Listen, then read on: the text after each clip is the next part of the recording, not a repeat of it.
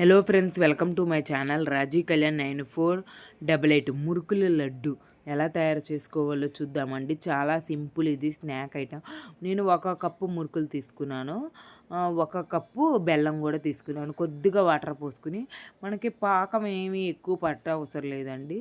పాకం ఎక్కువ ఏమీ అవసరం లేకుండా కొద్దిగా తీగ పాకం వస్తే సరిపోతుంది మనకి. దీనికైతే మాత్రం తీగ పాకం వచ్చిన తర్వాత స్టవ్ మీడియం ఫ్లేమ్లో పెట్టుకోండి, హై ఫ్లేమ్లో అస్సలు పెట్టద్దు. ఇలాగా నురగొచ్చి తీగ పాకం వస్తే చాలు. ఎక్కువ పాకం వచ్చిందంటే మనకి లడ్డూలు బాల్ లాగా గట్టిగా అయిపోతాయి. అందుకని చెప్పి తీగ పాకం వస్తే సరిపోతుంది. ఇంకా మురుకులని డైరెక్ట్ అలాగా వేసేసుకోవటమే. వేసేసుకొని కొద్దిగా గోరెచ్చగా ఉన్నప్పుడే మీరు లడ్డు చుట్టేసేసుకోవటమే. కాస్త చల్లారినా సరే మీకు లడ్డు అయితే రాదు.